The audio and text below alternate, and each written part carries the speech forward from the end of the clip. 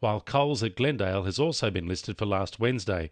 Both Glendale stores were only listed for a few minutes, but anyone there during the listed times needs to get tested and isolate while waiting for a negative result. A Hunter employment lawyer is urging businesses to encourage employees to get vaccinated and says the legal test for mandatory vaccination seems straightforward but will be difficult to apply. Head of Employment and Industrial Law at Australian Business Lawyers and Advisors, Kyle Scott, says regulatory measures to mandate vaccines in high-risk sectors are likely, but work health and safety, privacy and discrimination laws may prevent widespread adoption of the measure. He says encouraging employees to get the jab and control measures, including hygiene, social distancing and masks, could come before any mandates. Kyle Scott says where it's reasonable, employers can roll out mandates. Well, the legal test is relatively straightforward, and the legal test is that employers can issue reasonable and lawful directions to their workers. It's the application of that test or, the boundaries of that test that becomes much more complex. Fears disabled people, their carers and support workers no longer have a specialist vaccination hub in Newcastle have been allayed. Aspen Medical closed its King Street Life Without Barriers office last week, potentially leaving these people without a specialist vaccination hub.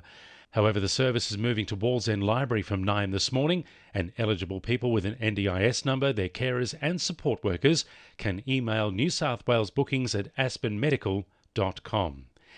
It's feared the Hunters' judicial system could get bogged down with further delays following the retirement of a federal circuit court judge. Following the retirement, a replacement is yet to be confirmed, with cases heading towards a 19-month wait period. Federal Newcastle MP Sharon Claydon says the Morrison government has failed to appoint an immediate replacement.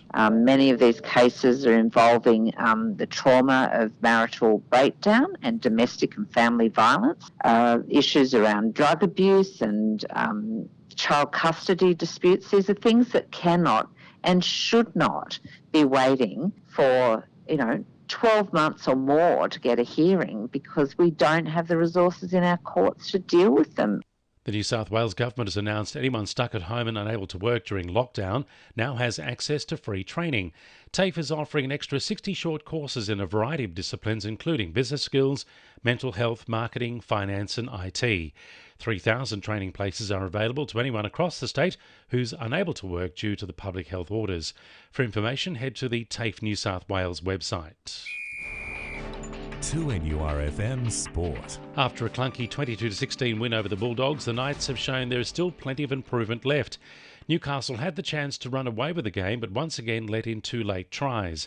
Coach Adam O'Brien says they need to improve quickly. Their big area is our attack, in particular good ball, and our last plays in attack. I thought that was an area where we found too many legs with our kicks and stuff, but we'll focus on that this week. We'll maintain our resilience in defence.